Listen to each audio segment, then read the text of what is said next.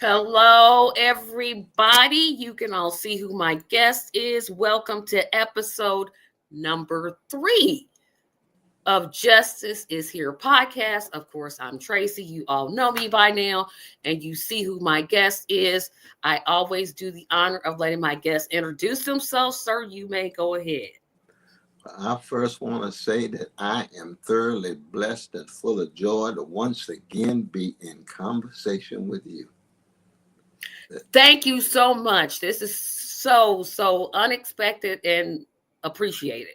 Now, and Brother Israel said, "Ooh, Sister Tracy would like to have you back on." I said, "Absolutely."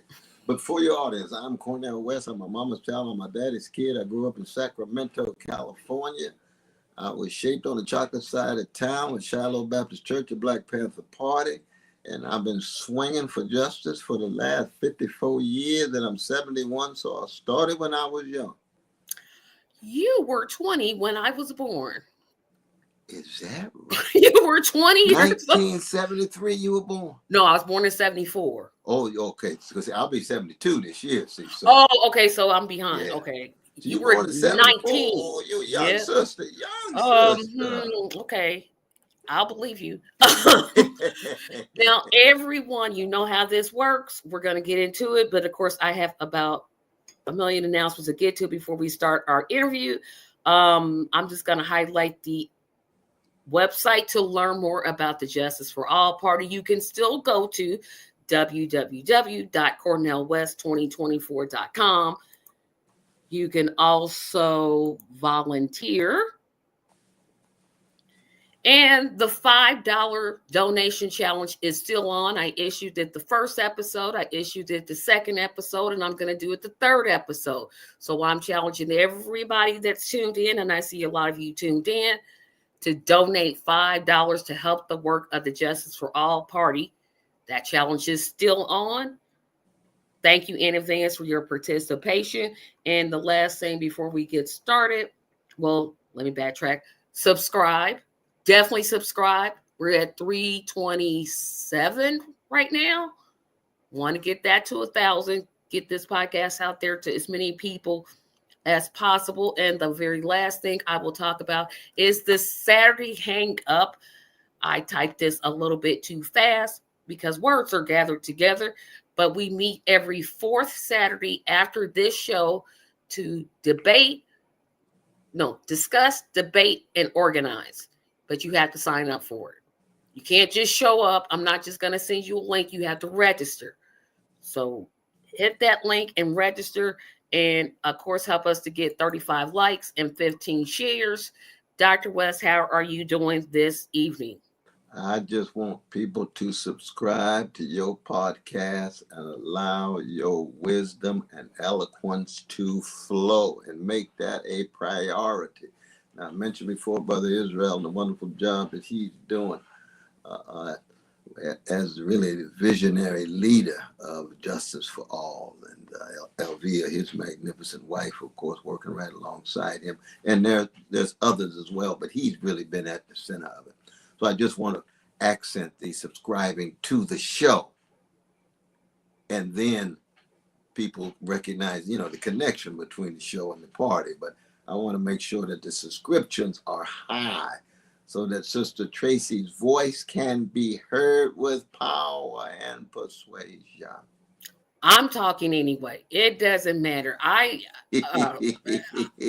just going to be me and be the best me that I can be. That's right. I want to start off with an unusual question and to go back, but to go forth. As we all know, President Elon Musk, let me start. See, I'm trying to behave. I said I was going to behave today. No, the Freudian slip is real. The Freudian slip is real.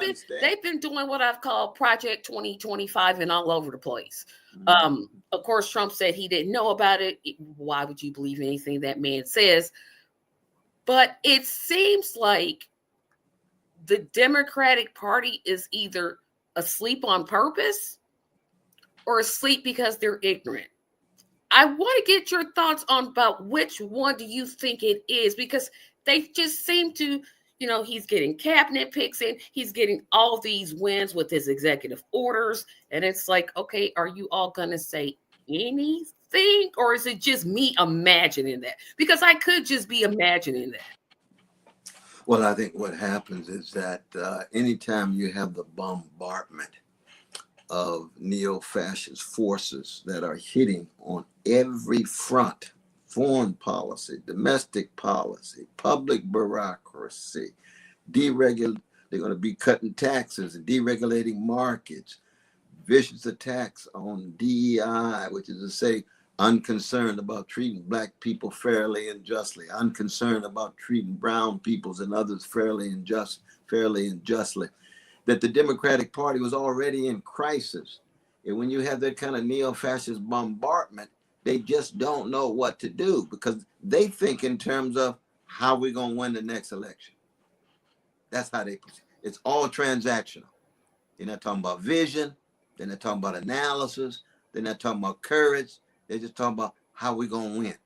And when you have that kind of bombardment, there's no way you could come up with how you're going to win. You're going to have to stand for something. You got to make clear that you stand for something before you even talk about how you're going to win. And unfortunately, the Democratic Party is just, it's like a deer in headlights. They just don't know what to do. They panic. They're in a panic state. I don't want to disagree with what you're saying, but here's what I'll say. Sure. I think it's intentional. I'm just going to put out conspiracy theories today, everybody. I'm just not in the mood. I'm not in the mood to pretend with Dr. West. I'm just going to be Tracy. That's right. Because to me, it's like either you're incredibly stupid or you're just not paying attention. If I am running for office and I want to win, well, common sense is going to tell me, well, I'm going to listen to what my voters want, what they want, what their concerns are, and kind of put my platform in that way. This party they didn't talk about the working poor. They didn't talk about Medicare for all. They didn't talk about student loan debt. They certainly didn't talk about stopping Israel and their war on the Palestinians. They didn't do any of that. It's like either, again, they don't want to win, which is what I actually believe, because it's the uniparty. Basically, they're the same. Or, well, no, that's pretty much what I believe. No, I hear you, though. You always want to lift your voice now, whether people agree or disagree. But I was thinking of it in these terms, and you tell me what you think. That right now, the voters in the American empire, the electorate in the country, 59% say, based on the polls could be lying now, they support mass deportation. The majority support genocide against Palestinians. So the Democrats are saying, how do we win when you have those kind of numbers? And they're looking at the numbers. And of course, Trump and his gangsters are saying, we're doing what the people ask us to do because we have high poll support. Well, there is something to that. There are large numbers of Americans who support mistreating our precious immigrants like that. There's large numbers of Americans who deny genocide and therefore support genocide and act as if things are normal in Gaza, and we can go on and on. So that Democrats are saying, well, Sister Tracy and Brother Cornell out here talking about doing the right thing and the moral thing, but the right thing and the moral thing doesn't have a majority of voters right now. And the Democrats just want a majority of voters. So that's still on purpose. That's still deliberate, but they're just checking to see what the wind blows. Yeah, and you can't determine what your convictions are by checking to see what the polls say. Well, if they were even doing that, 70% of Americans in polls have said they were for Medicare for all. That's true. You're absolutely right. Okay, absolutely. If you're gonna win check, well, that's okay. That's exactly okay. Right. When you move in that direction, that's true. Of course, we know money is the root of this, but it amazes me. I'm just like, what I don't understand and what frustrates me to the end is when I try to talk to my family, my friends, and say, hey, look, you need to leave this party because they don't care about you. They misuse the black vote. They don't pay attention to black people until every 2 years if you're Congress. Election time. Yeah, election time. Mm-hmm. But people, and I think that happened a lot in this election. Well, no, actually that didn't happen in this election. The majority of people stayed at home. That's true. But I can't understand why people can't see what I see. I'm like, I clearly see this party is okay. They would rather have somebody like Donald Trump in office rather than someone like you that would be standing for integrity, that would treat immigrants with the respect that they deserve, would almost eliminate our military, would cut military bases around the world. That's right. They say they want that, but there's no action to it. Unless, again, I could be missing something, but I don't feel like I am. And I'm like, I wish people could see what it is that I see. No, I hear you. And of course, that's what we were trying to do with our campaign, and we shall continue to do until the day we die.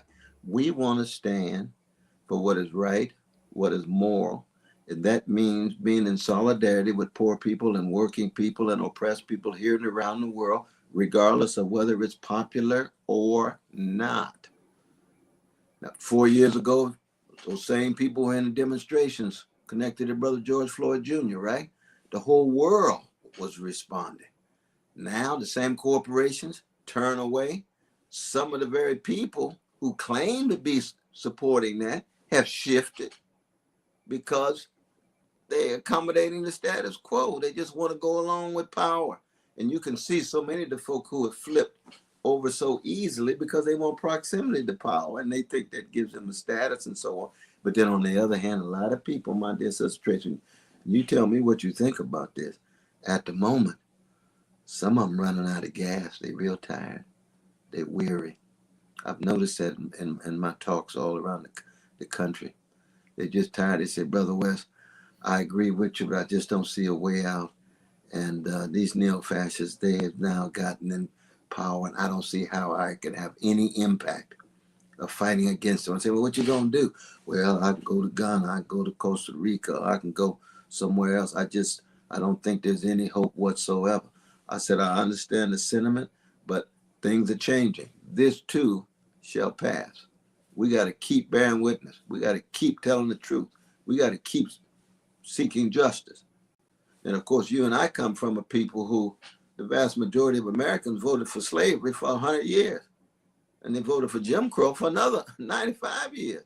So it's not a question of what the majority of Americans vote for. Oh my God, if that's the only criteria of morality, then we're just going to have the triumph of gangsterism all over again. And another thing, I don't think we discussed this, and I don't think I've ever asked anybody that I've ever had on any of my podcasts, and this is about immigration. Mm-hmm. How it seems to me that the Uniparty, I used to call them the Demopubs, but now it's like, I don't really like that, so I had to come up with a new name, so now I call them the Uniparty.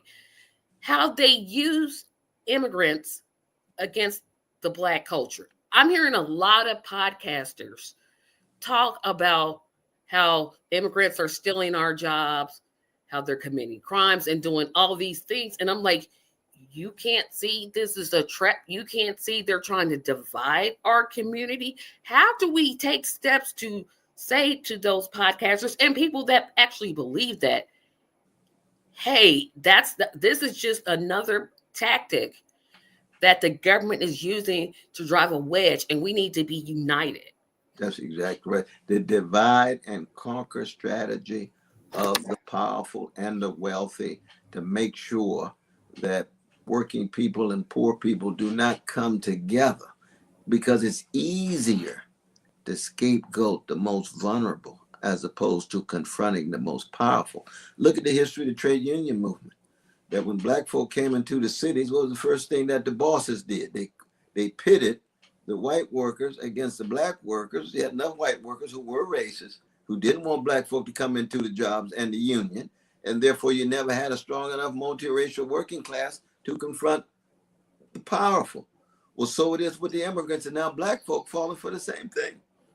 No, you don't need to deal with us. We're the ones who have quadruple increase in CEO salaries, quadruple increase in profits, and the workers who producing that increase have been dealing with wage stagnation.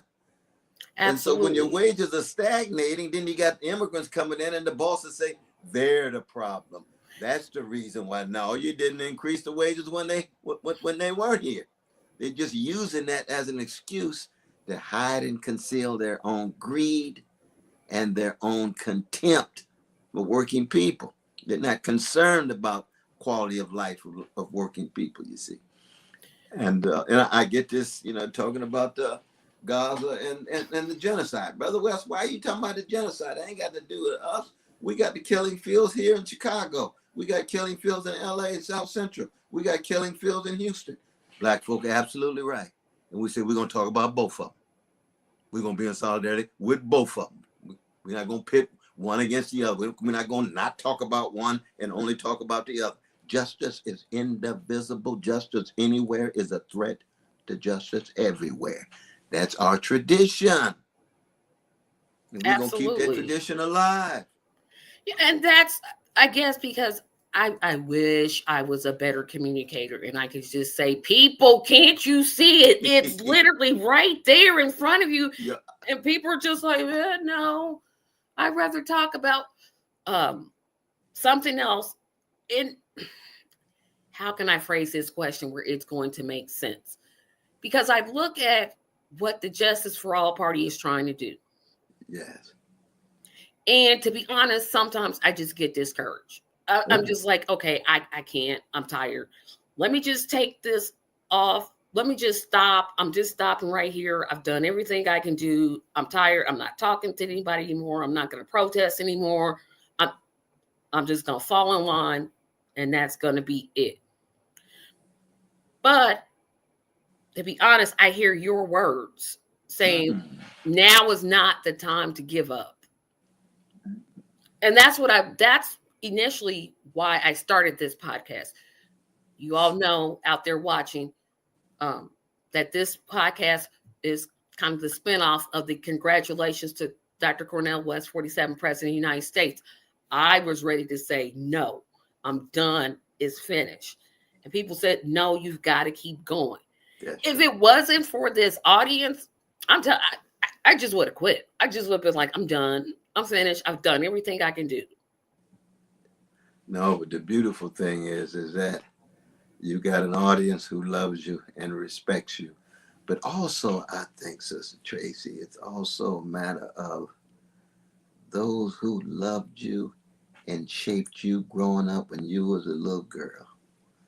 And they tried to pour into you integrity, honesty, courage, grandmama, granddaddy, aunts, uncles, coaches, mama's, daddy's, friends, all that's inside of you too. And that's not the same as the audience who's listening to your powerful voice, right? So that's what it means to be true to ourselves. And when you're true to yourself, you want to be true to the best in your mama and the best in your daddy. And then the ones who you may not have known. You and I didn't know Fannie Lou Hamer, but you know she was fighting for us. We didn't know Martin and Malcolm, but they dying for us, and they are inside of us, you see. So to be true to ourselves is to be true to them too. Now, at that point, it's not even a question of how quick we'll be successful in what we're doing. It's a matter of integrity. What's right? What's moral? What's just? You ask Harriet Tubman, you think going back 19 times in the belly of the beast is going to break the back of barbaric American slavery? No, but I got to do what's right. I'm going back. And she couldn't do it by herself. Now, of course, the Army later on, when 200,000 black men joined the Union Army to break the back of that Confederate Army, to break the back of U.S. slavery. But she knew what she was doing was not going to be enough. but she knew what her calling was. Sister Tracy got a calling, a vocation, a mission. And that mission, same as myself, is one voice among others, a wave in an ocean of a great Black people, of a great tradition. Thank you, and remind me to send you $20 later.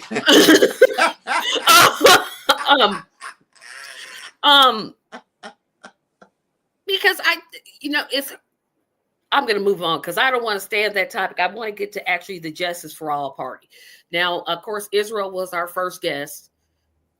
Tried to get him forever and ever and ever and ever to appear, but he finally did. He talked about the history. But I want you to talk about the vision that you see for the Justice for All party. That we're at a moment now where there has to be anti-fascist coalition, anti-fascist voices, and anti-fascist forces that have institutional capacity. Now, we were talking about individual capacity before, what we do as human beings and persons. But we always have to be organized. You have to be organized. There's got to be some organizational capacity. And the effort is to do it in such a way that is true to us, so that then we can fuse with other groups, organizations, forces, figures that are trying to also engage in their fight against fascism in DC, imperialism in Africa right now. When you see what's going on in Rwanda and the use of the Rwandan elites to try to subjugate the peoples, what's going on in Haiti, what's going on in Latin America, what's going on in Asia, and so forth. And so the Justice for All party is a particular manifestation of a group of us who are trying to be true to the struggle for freedom that begins on the chocolate side of town now. And this is we're just being honest about this, that it doesn't make us racist, or doesn't make us narrow identity politic folk, but we ourselves are being true to who we are, and we Black folk. Absolutely.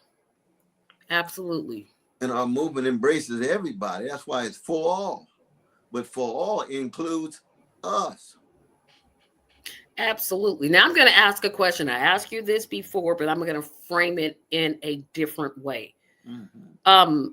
I used to be on a podcast where I was pretty much the only person that said, I don't care how much money you ever pay me, I'm never voting for the Uniparty. It's over. It's done. I'm finished. And of course, I got pushback on that. And one of the things that was pushed back on is there are too many third parties, and that all the third parties should come together and form some type of get behind one person instead of being separate parties. What do you actually think about that? I have thoughts, but I really want to hear your thoughts about this. I think it depends on the situation. It depends on who the candidates are. That I can certainly envision certain circumstances under which it would be ideal, it would be wonderful that all the third parties came together and got behind one figure, if the process had integrity, if the person that they want to support has integrity.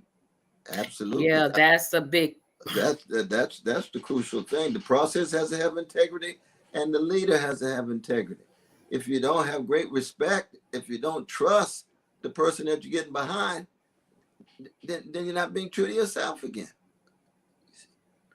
And so I'm always open to that, because I think we want to be as strong as we are. But for folk who don't want to talk as much about integrity and honesty as they do just narrow strategy and tactics, it's not going to work. My thoughts were completely different. I like, we have what, 350 million Americans. Yes, yeah. It's very difficult to put them into just two parties. Let me put that in quotations. Two parties. We're too diverse. If you could go into the grocery store and, for example, buy bread, there are literally 10 different brands of bread. Then you got to figure out what type of bread you want. Do you want wheat? Do you want rye? Do you want sourdough? Do you want gluten-free? Do you want, I mean, there's a whole lot of deciding that you're going to. Why am I forced to come together when I'm looking at third parties? The Libertarian Party is completely different. I mean, there's some issues where we would agree with the Libertarians, but to me, their whole cut social services, I'm not literally trying to hear that. Absolutely. Oh, no way under God's heaven. That's true. That's exactly right. No, you're right. I mean, there'll be some overlap, but not a whole lot of overlap. I had a chance to talk to Brother Chase, and I went to, as you know, I went to a number of their gatherings, and we had some critical engagement and so forth in San Diego and other places. But when you go, you got to be true to yourself and tell them, this is where I stand. This is my tradition. I'm looking at poor folk. I'm looking at working people. I'm looking at colonized people. I'm looking at oppressed people. And you all got libertarian sensibilities. Okay, I can understand that. But does that mean then people can use liberty in order to justify white supremacy? Oh, no. Martin was up against the libertarian. We don't want you to be in our restaurant because you're violating our liberties, because we can't stand black people. When black people are in our space, our rights are violated. Well, see, that's a libertarian argument too. I don't think a lot of people understand that. And I want to talk about that leading into my next question. Because if you look to the left, now I'm talking about specifically, I'm talking about PSL, DSA, although they still got Democrat on their name, but I kind of, I'll let them slide for this question. Why not? And there's a party I left out, and I left them out on purpose. I left them out on purpose, everybody. Why not work with because building a party from the ground up is a lot of work. Why not build within the structure of something that already exists instead of, okay, I'm just going to go out on my own? I think I know how you're going to answer this, but I just want to hear your thoughts on this. Mm. Well, again, it's the openness. As you know, we were willing to work with Sister Claudia and the Party for Socialism and Liberation. The overlap with what we were doing and what they were doing was very, very strong. There's no doubt about that. That didn't mean that we had to fuse into one party or one side give up their party and create a new party and so forth. But we ended up working very closely together, especially in states that we didn't have access and they didn't have access. And we did, as you can imagine, we did many speaking engagements together in Washington, D.C., and Chicago, and what have you. But that's still a different level of engagement than trying to create one party. See, they've been at it for a good while. And in many ways, they've done a good job. They really have. But they've got their own, ideological perspective and what have you. It overlaps strongly with ours. It's not identical. There's certain things that we disagree with, but there's strong agreements, many more agreements with them than with the Libertarian Party. Jason Company. Oh, Lord, yeah. Yeah. But that's still not enough argument for both of us to give up our attempts to create organizations and fuse and just have one organization. Yep. And here's another question. I know I'm going to ask it. So I'm just going to get it right out the way. Why not? Like I said, I know the answer to this question, but I've been asked. Ask them this. Mm-hmm. Why not try to work within the Democratic Party, the traditional DNC party, that one that didn't have open debates, tells you who's going to win their primaries. Why not work within that? Because their theory is it's better to work within the party to change the party. Now, I don't know if the party wants to change, but that's just me. I think Democratic Party is beyond redemption. They've been so dominated and colonized by big money and corporate interests that Bernie and other folks that are trying to hold on for dear life, they're on the edges, they're on the margins. They'll never be able to direct that party in a progressive way. If you can't have a Palestinian voice in your convention, you can't have William Barber talk about the Poor People's Campaign at your convention, then what kind of party are you really talking about? You just another ruling class political expression. If you can't say a word about genocide in Gaza, you can't. I mean, we can go on and on and on about it. You mentioned before about healthcare, single payer healthcare. 70% of the people. What is percentage of Democrats? 80-some% of the Democrats want single payer, and you can't touch it with a 10-foot pole because your donors and big money and benefactors are pushing you another direction. That says it all right there. That says it all right there. They're beyond redemption. And the sad thing is that people too often believe, well, the only opposition you could have to the neo-fascists running the country is the Democratic Party. I say, oh, Lord, if that's the only opposition, we all going to end up in the crack house. Because the Democratic Party does not have what it takes. No. Mm-mm. If you could repeat that louder for the people in the back, because that is literally the point I made, because I don't watch like the CNN. I don't watch mainstream media at all. I don't think I've watched in like 15, 16 years. Hakeem Jeffries, basically, and I know you've heard him say this, or they ask him, Jon Stewart asked, what is it that you're going to do? Or was it Jon Stewart? Or he was at a press conference. I'm sorry. He was at a press conference. And they said, how are you going to resist this Trump era? And he basically said, well, we don't have the power. What can we do? And I'm sitting here thinking, well, there's a lot of things you could do. Do you want to do them? And then I thought, well, when you were in power, you didn't do anything either. But hey, that's just me. I'm thinking out loud. No, you thinking strongly, rightly, and forwardly. The Democratic Party's in power. They can't pass John Lewis bill. They can't pass George Floyd Jr. bill. They can't even talk about anti-poverty programs. They can't regulate big corporations and big tech. They were so glad to have their billionaires. Even the new head of the Democratic National Committee, what's the first thing he said? They're good billionaires. We have our good billionaires and they have their bad billionaires. They don't see structures. They don't see systems. They don't see institutions. These same billionaires have the same interests.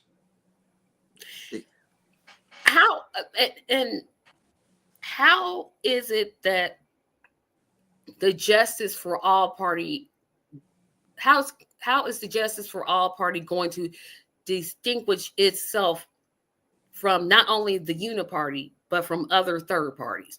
What is it that's going to make, and I'm going to say us because I'm in the family, so I might as well just put myself in the family. What is it that we are going to have to say, or what's our branding, because everybody has to have a brand, something, that one slogan, that something that we can say, this makes us the Justice for All Party.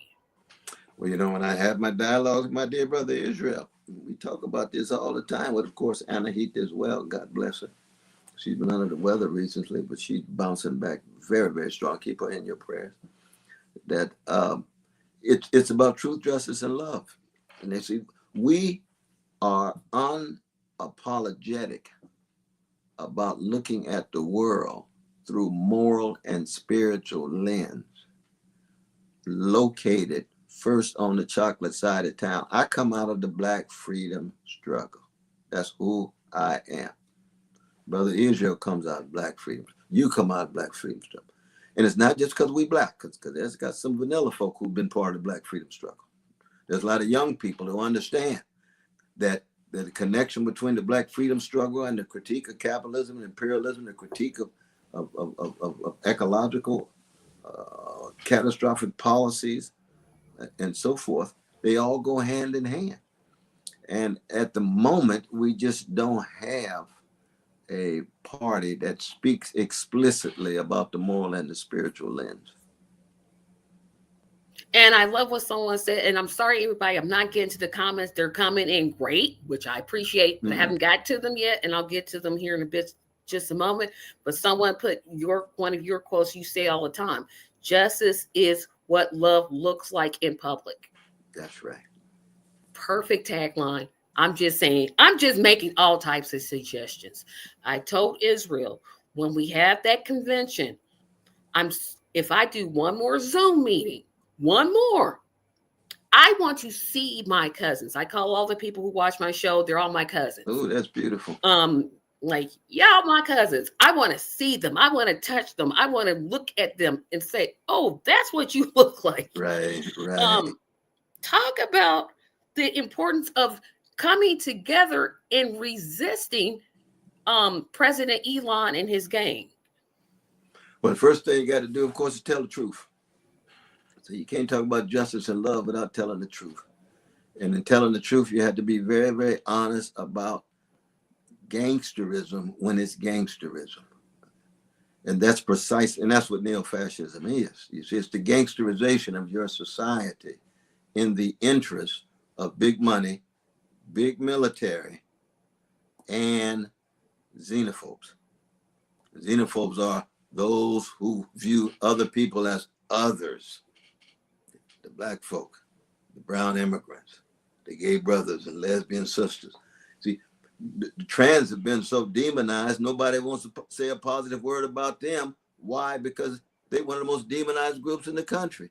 No, if you have a moral and spiritual view about things, you recognize they are as human and as precious as anybody else. And we will not allow for the demonization, even of trans. And people, well, why are you concerned about trans? Not that many of them. They're not going to help the election. That's not the point. Because if it's wrong, it's wrong, it's wrong. And you say that it's wrong. And then in that same concern that you have about them, you have about any group that's been demonized. And we come from black folk, been demonized, criminalized, terrorized, traumatized. We can go on and on. That's a moral issue with political consequences. That's what institutional white supremacy does to us for 400 years. And we tell that truth, but we don't confine that truth just to us. We extend it to other groups that are demonized, like Palestinians. It's clear that most of the world doesn't give a damn about Palestinian babies. We do. It's not a question of politics, not a question of winning the next election. And we're going to raise our voices, we're going to hit the streets, and we're going to go to jail, which is what we've done in our movement, which we do in Justice for All, in terms of what sets us on fire. Let me put it that way. What sets us on fire. Absolutely. And like I said, I wish I was a better communicator. If I was anywhere near your level, like nobody could talk to me because my ego would be just turned up on 10. I'm like, you are a marvelous communicator. No, and I'm not worried about that $20 now. But you are a marvelous communicator about such stuff. I just wish I could just tell people you're being played. They're playing right in your face. How come I can see it? Like if I feel like if I can see it and I can understand it, then clearly you should understand it. I knew this question was going to come. Rue, by the way, Tracy is not running. There's been a long running discussion for the last 3 episodes about me running for office. It's not going to happen. I'm telling you right now. Now, I did say Dr. West would never appear on the podcast. Obviously, I've interviewed him twice. But it's I'm blessed to be on each time. And when you call again, I will be here. You know I'm not running for office. I have too many things. I'm conservative on some issues and I'm liberal on some. And that's just who I am because of the way I was raised. But I knew this question was going to come, and I'm not going to display it, but can you talk briefly about why you're not working with the Green Party? I knew this question was going to come, and I was hoping to avoid it, but it's in the comments. I'm like, well, might as well just get this out of the way before I move to the next one. Well, one thing to keep in mind is that, see, the Green Party is not an abstraction. It consists of a whole lot of different folk. There's a lot of different kind of folk in there. And the Green Party has a lot of decent folk who've been in there for a long time doing a lot of decent and courageous things. And you end up working with those particular persons and individuals because when you hit the streets for different causes, they're there. But the Green Party as an institution is a different thing.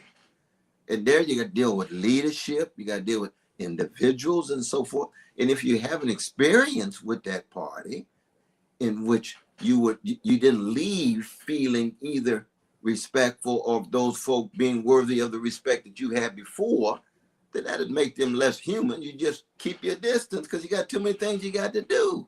There's too much negativity. And so in that sense, I'd be the first to say, in terms of my experiences in working with the leadership, that I did not leave feeling as if that leadership was worthy of great respect, or even felt as if I was respecting the way I should have. But that's just me. That doesn't mean that they're not marvelous folk in the party, and I've worked with them in a second. There's no doubt about that. I'm glad you answered that, because I'm like, okay, I'm looking at these questions. I'm like, okay, no, everybody stop. I will ask. I also want to now turn to electoral politics. I'm not a person that does last minute planning. It annoys me when people plan anything at the last minute. I can't stand it. If you really want to irk me, and I say irk me, which means to get on my last working nerves. That's my mother nerves. As my mother used to say. Not any nerve, but that last one is to plan something at the last minute. Yes, I don't like it. I want to talk about 2026 and how we start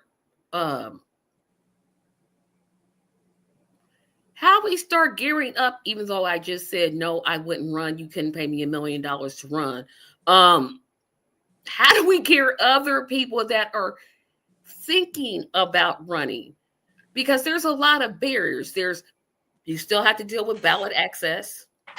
That's true. You still have to raise money, which is why I am still issuing the $5 challenge. Remember, everybody, for the past 2 episodes I've done it. I'm going to keep doing it, where I'm issuing a challenge to my viewers to go to CornellWest2024.com/donate and donate $5. That's the challenge. I'm going to keep issuing it because every dollar helps. But there's fundraising, organization, ballot access. Where do you see all of that going? Is that just a pipe dream, or are we preparing for 26 and 28? Well, no, at the moment, I don't think anybody's prepared. I really don't. I think that things are just so much up in the air. And remember that panic I talked about among the Democrats in terms of them being overwhelmed, and because they have so little to fall back on. Because if you don't take a stand, if you don't know where you stand, if you don't have any strong backbone and spine, then you stay in panic forever, because all you're doing is just responding in the air without your feet on the ground. But we, as a public, we know what we stand for. We got our back straight. We got our spines tight. We know what we're fighting for and who we're fighting for. We just don't have the organizational capacity. We don't have the money, and we don't have as many people as we would like. And therefore, we have a different kind of challenge than the Democrats do have. But I don't think at this point anybody's really planned for 2026. So your point is a very good one. And as you know, we headed toward the convention this summer. We're going to see what kind of responses we get, and it has so much to do with the voices of the people themselves. It's not a top-down operation. It's a matter of what people themselves are thinking. There's something that I want to do, and I haven't really revealed it to anybody. I haven't talked about it. And no, it's not running for office, Rue, by the way. It's not. No. If there is a convention, people are throwing in convention suggestions. I'm still going to suggest Indianapolis. It's a cheaper city. The airport's 20 minutes away, and it's my hometown. So, we're right in conservative land. But if we do, when we do have this convention, is it going to be to say these are our national officers? Or what would be the goal of that convention? And when you say summer, are you talking June, July, or August? I think we'd have to go back and talk to Brother Israel. As I recall, initially it was going to be June or July. Yep. And he just suggested Miami as the convention place. And I'm like, no, Ooh, Miami's too expensive. those too far away in my eye. I hear you. We know. We shall see. We shall see. Indianapolis. Indianapolis. Oh, you got that baby face. You got that baby face. You know, I Sensibility. did not know he was from Indianapolis until recently. Oh, he's a See, baby. all I thought was David Letterman. That's literally like the first person I thought of. Oh yeah, yeah. Cause what's Because he that famous high school he went to with black folks? Broad Ripple. I think he went to either Broad Ripple or Chittard, one of the two. Yeah, I can't remember the name of it. I know when I met him and I. Yeah, because he used to work at the Atlas grocery store, which is now Whole Foods. Don't want to get into that. Yes. But that's because Indianapolis though. it's Oh Indianapolis. But I want what I'm trying to get in terms of people to watch this podcast is to get us prepared, because running for office, as you found out, you ran for the highest office in the land. I know every day it was a grind. Every Lord. single day. You did 1,000 interviews. You said you did over 1,000. If you include the internet, yeah, absolutely. Well, Zoom an and interview is an everything else. interview. I mean, to me, an interview is an interview. I agree. Um, Absolutely. But then over 400 speeches in person. Meanwhile, you have a person who's sitting as president that keeps telling us he has a mandate. Literally only 29% of the people vote for you. 26% voted for Harris. And then the majority stayed at home. Stayed home. That's right. Why do you think they stayed home? I have my own theories of this, but I can't figure out. I would like to hear your thoughts about why you think people just said, I'm not doing this. I think most brothers and sisters and siblings of all colors in America believe that the political system is thoroughly corrupt. They have no impact on it. Big money has impact on it. And they're correct. They're right about the claim about it being corrupt. They really are right about that. Their response to it being corrupt is to stay home rather than to fight the way you and I are doing, to try to provide an alternative. But they're certainly right. I just tell them, don't just stay stuck on your truth claim about its corruption. You got to move through that and beyond that. And you say, okay, it's corrupt, just like the society. It's just, we live in a sick society. You know, you got large numbers of people who just don't have a lot of moral backbone. Let me just put it that way. That's just a fact. But that doesn't mean you just stay home and don't do nothing just because you got a sick society and a corrupt system. You got to fight. You got to keep fighting. And they say, no, Brother West, I see them all the time. We appreciate you. We see you on television. We think you fighting a battle that you can't never win. Hey, I come from a people who've been fighting the battle. The people thought they could never win, but they kept fighting.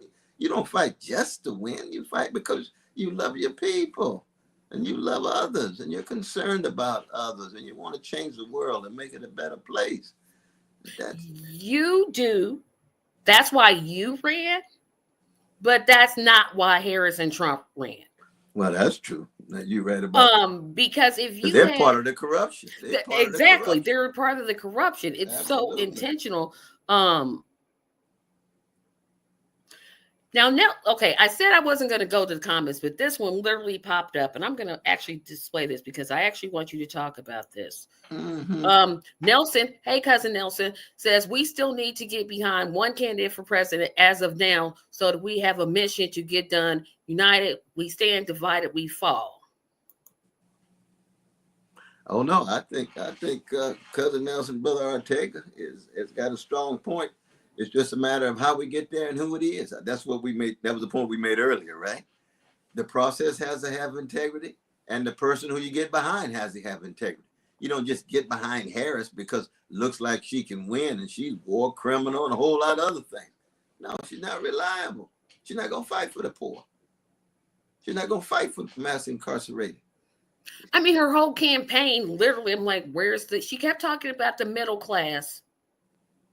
Okay, what about the working poor? Where's the working poor? Where's the poor people? Absolutely.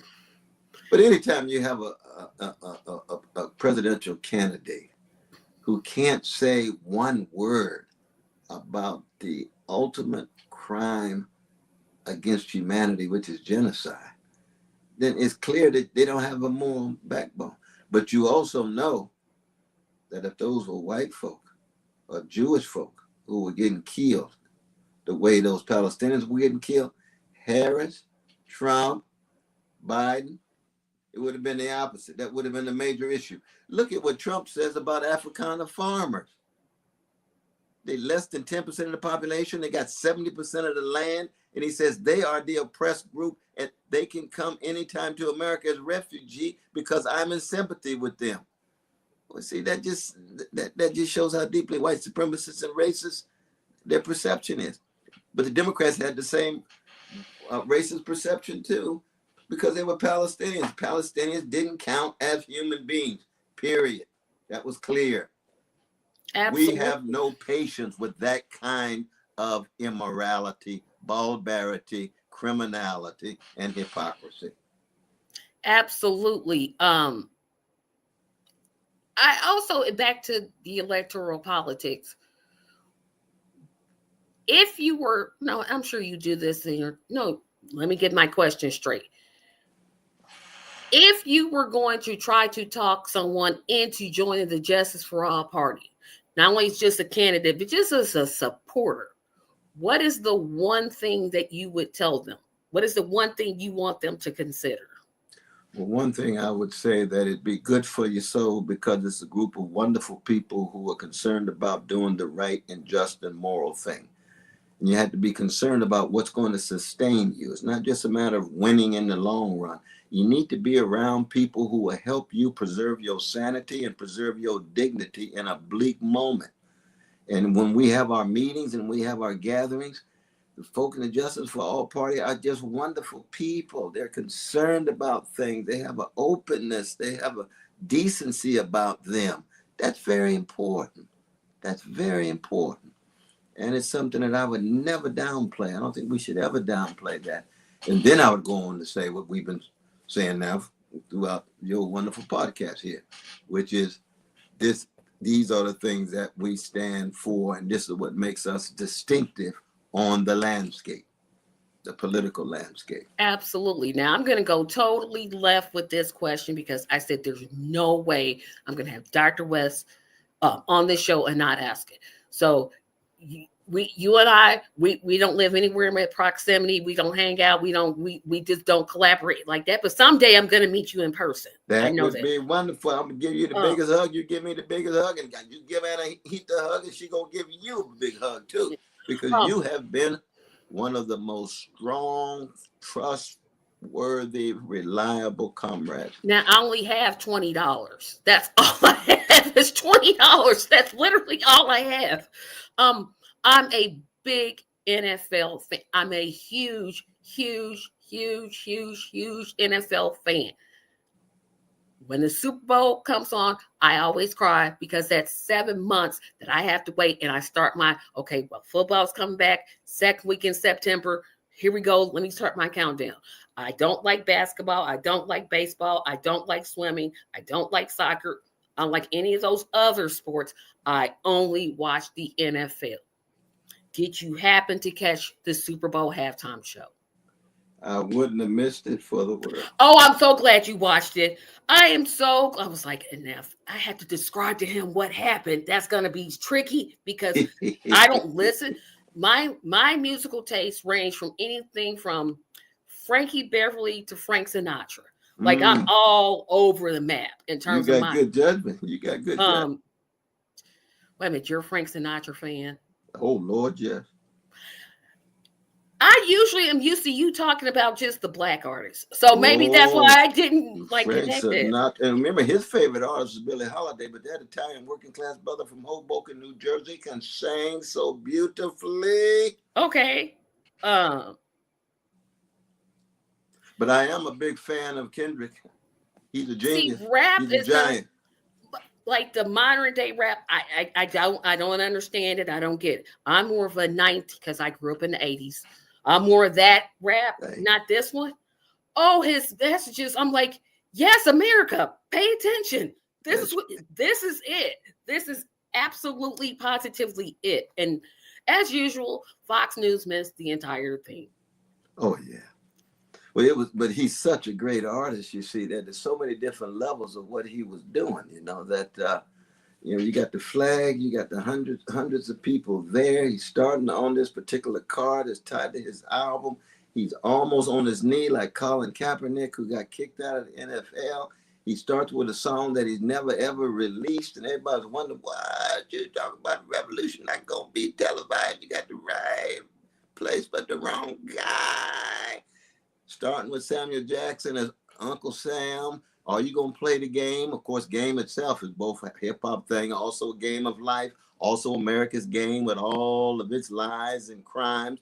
This brother lays bare to a witness of a black folk that was just extraordinary on so many different levels. And he broke off the Luther, If This World Were Mine, written by Marvin Gaye, with our dear sister singing so beautifully. He brought his whole culture with him. He wasn't just all by himself, isolated individual, highly successful. No, he comes from a people and a tradition. He's a wave in an ocean. He brings all of them together. Now, the beef is a side thing. A lot of people like to make the beef with Drake and what have you. And I don't like those kind of beefs, but I understand it's always competitive. Jazz musicians are competitive. People are competitive, but you hope that that doesn't become the distraction from the genius both of him and representing the genius of a black musical tradition, artistic tradition that is undeniable because it's a dominant tradition for young people all around the world. And he held up that bloodstained banner in a very, very powerful and courageous way. I'm so glad you watched it because I'm like, if I had to sit here and describe it, I would be like, well, it was like this, and then it started out like this, and then it went here. And, oh, no. I tell you the one thing now, I mean, I wish he had sang the song that many of us went to jail to in Ferguson, which is we're going to be all right. We're going to be all right. I was waiting for that because that's the anthem of the Black Freedom Movement for the last 10 years. But he say not like us, and that's more popular, but that's associated with the beef a little bit too much for me. I like an embracing kind of thing, you see, because I mean, Drake, you brought that brother in 2010 when he was not well known at all. Took him on tour and so forth and so on. So there is that history that a lot of people might not know about, but it's true they're very two different persons, two different artists. But Kendrick's genius is just undeniable. I think Drake is a great talent. I don't think he's a great genius like Brother Kendrick. But it was a very, very beautiful thing for me. Now let's talk about the game. Oh Lord! I'm like, let me move past that. Let me talk about what I know. It was so sad. I was, and I'm going to talk about that tomorrow. Announcement tomorrow. Everybody knows I'm doing my 300 subscribers show celebration tomorrow at 6. Wow, that's beautiful. You gonna talk about the game? I have to. I have to. No, but you know more about football than I do. I can tell you that right now. Yeah, I'm like, and the defense and the way they. Oh my God! You break that down. Oh Lord, they know. Me and many others. Everybody that watches my podcast knows I'm a huge. When I say I'm a huge, my favorite team is the San Francisco 49ers. Oh, that's my brother. I grew up in Sacramento, so you grew up. I've never even been to the state of California. Really? Never been.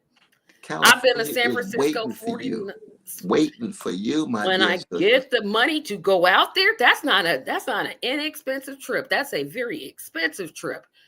But I'm gearing for it. But I've been a 49er fan since I was 6. 6 years old. I'm not changing now. So I can tell about the game. I can talk about pass rushes. I can talk about anything. But I'll do that tomorrow. But the thing that I learned about America, especially, and this ties into Beyonce winning a Grammy for Best Country Album. We know why they were upset. Because country music is theirs, forgetting that Black people invented country music. Literally, all music has an African root since we're all essentially from the same continent, but I don't want to get into that. How worse has America's open racism, whether it's Kendrick and his Super Bowl performance, which I thought, besides Prince and Michael, his was like in that hip hop one, his was like fourth. But the apparent racism that still exists, and they use kind of like words like woke as a weapon, or DEI is the new one, or CRT was it, or it's always changing, but the racism still remains. Talk about briefly how that kind of bleeds into what we have now with President Musk and co-president Trump. Well, I mean, when you enslave a people for 244 years and then have neo-slavery and lynch them every 2.5 days for 50 years under Jim Crow, all rationalized by these people are less beautiful, less moral, less intelligent, therefore subhuman, less human. See, that's the history of the country at its worst. And that history is very thick, and it has consequences and effects. And there's no way that you could live in 2025 and not be affected by that history. There's just no way. It cuts very deep. It's unconscious and conscious. Final question, because I don't know what engagements you have, and I'm gonna try to keep this be respectful. I don't want to call them the congressional black clowns, because I'm trying to be nice because you're here, but usually that's what I call them. Congresswoman Ayanna Pressley and Summer Lee have introduced a reparations study bill, HR 42 again. Not that it would actually pay the reparations which African Americans are owed, but it's just a study. Two-part question. One, where was this at when Joe Biden was president, when they had the control of the House and the Senate and the White House? That's right. And two, most Americans, from my understanding, are not for reparations because they misunderstand what reparations actually are. Well, that's a powerful, powerful question.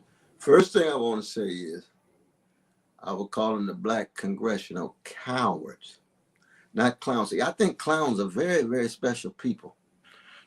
You know the Blue Magic song that Ted Mills sings, talking about the tears of a clown? Oh, well, that was actually Smokey. I thought that was Smokey Robinson. Like, that's Smokey Robinson. Life is a three-ring circus. Just one little ride on the merry-go-round, going around. No, but I'll look it up on Google. Now, see, that's Ted Mills of Blue Magic. Smokey wrote Tears of a Clown. Clowns are very, very serious, deep people. They're like fools, or they're like gestures. Like the fools in Shakespeare's plays are always full of the deepest wisdom. The gestures are some of the freest because they're able to say things everybody else is scared to say. And the clowns are what? Clowns are usually the saddest people in the world. That's why they can make everybody else laugh, because they got enough courage to dig inside of themselves to want everybody else to be happy when they can't be happy. When the show is over, they almost suicidal all the time. So when I hear clowns and jesters, I say, oh no, clowns are courageous. We're talking about cowards. You're talking about the Black Congressional Caucus. That's a whole different thing. So you see why? Yeah, I'm going to reframe that from now on. Now that you made that point, I'm like, I didn't even think about that.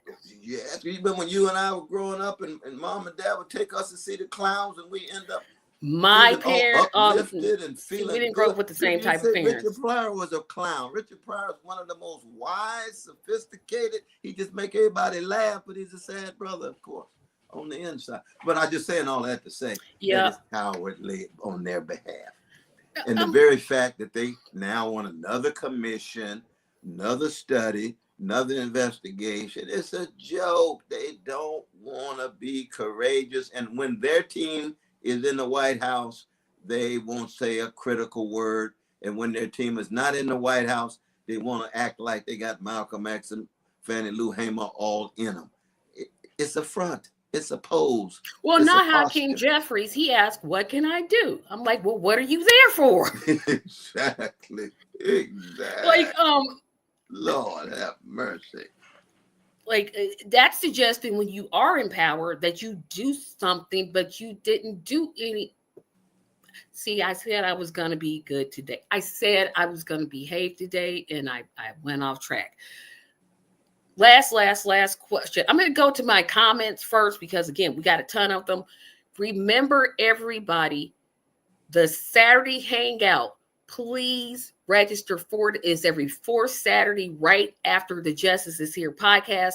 You can't just walk in. We discuss, we debate, and we organize. We have to get organized. And that's any party, not Democrats, Republicans, y'all not invited. But everybody else, yes.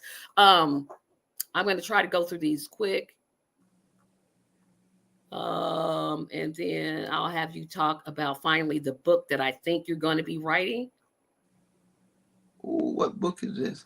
I don't know. I'm just putting it in future. I'm just speaking things as though they weren't, as though they are. Well, I got a new book out called Truth Matters.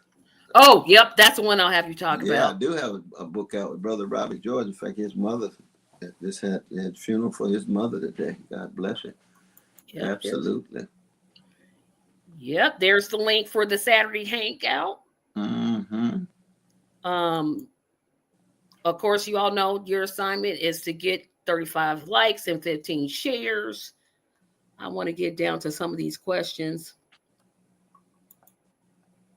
Jesse, hello, cousin Jesse. My Unity Party nominated Dr. West for president in the state of Colorado in 2024. They were kind. We had a wonderful. I was at their convention, and there's some wonderful folk there, especially with Brother Mike. You know, Brother Mike McCorkle, our dear brother, who was. I interviewed him last week. Legal Mind. Oh yes, he and Sister Dana, his wife. But the Unity Party as a whole were just marvelous in their willingness to support my candidacy. I shall never forget that.